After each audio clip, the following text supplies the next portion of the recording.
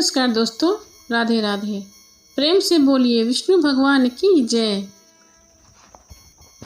भाद्रपद मास के शुक्ल पक्ष की चतुर्थी तिथि को अनंत चतुर्थी का त्यौहार मनाया जाता है। अनंत चतुर्थी पर भगवान विष्णु के अनंत स्वरूप की पूजा होती है और हाथ में 14 गांठों वाला धागा बांधा जाता है, जिसे अनंत धागा भी कहा जाता है। इस साल 16 सितंबर को 3:10 पर चतुर्थी तिथि की शुरुआत होगी और अगले दिन 17 सितंबर को 11:44 पर यह समाप्त होगा। उदय तिथि के अनुसार 17 सितंबर को अनंत चतुर्थी का त्यौहार मनाया जाएगा। अनंत चतुर्थी की पूजा विधि। अनंत चतुर्थी के दिन सुबह जल्दी उठकर स्नान करें। इसके बाद साफ और पीले वस्त्र धारण करें। सबसे पहले गणपति की पूजा करें। किसी भी पूजा से पहले गणेश जी की पूजा करनी चाहिए, तभी उसका पूर्ण फल प्राप्त होता है।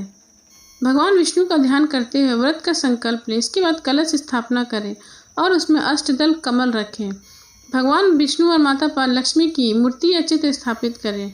उसके बाद केसर, कुमकुम, हल्दी, फूल, अक्षत, फल का भोग आदि अर्पित करें। उसके बाद 14 गांठों वाली अनंत धागे को विष्णु भगवान को अर्पित करें और माँ लक्ष्मी की भी पूजा करें। इसके बाद कथा पढ़ें और आरती करें।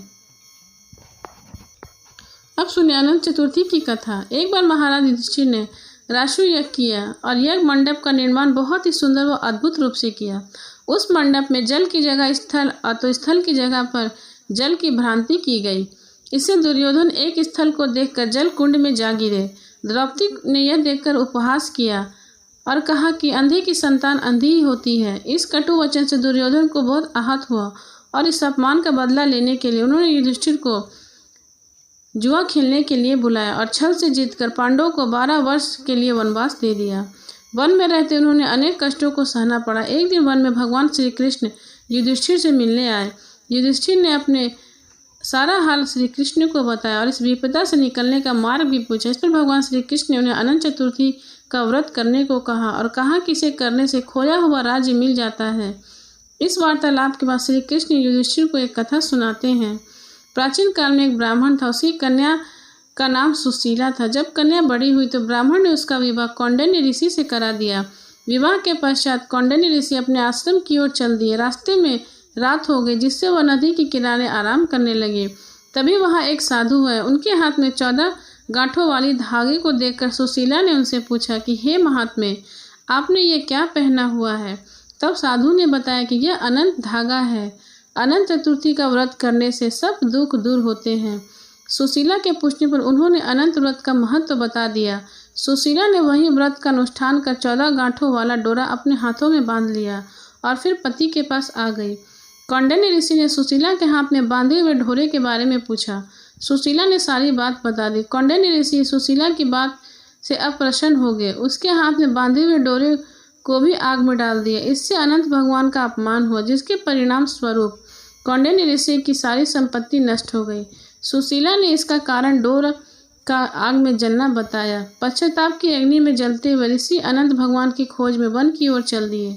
वह भटकते भटकते निराश होकर गिर पड़े और बेहोश हो गए।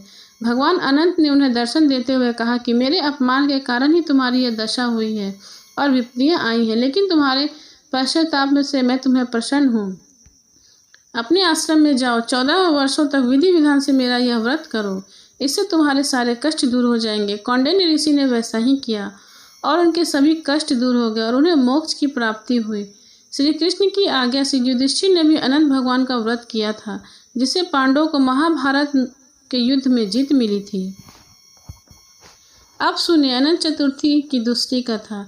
एक गांव में एक गरीब ब्राह्मण रहा करता था। वह प्रतिदिन भगवान विष्णु की आराधना किया करता था। भगवान विष्णु उसकी भक्ति से प्रसन्न हुए और उन्होंने अपने प्रिय भक्त को दर्शन दिए। साथ ही ब्राह्मणी ने कहा कि मैं तुम्हें जो वरदान मांगना हो तुम मांग सकते हो। जब ब्राह्मण ने इच्छा जाहिर करते हुए कहा कि मैं चाहता हूँ कि उसके घर में माँ लक्ष्मी का वास हो जाए।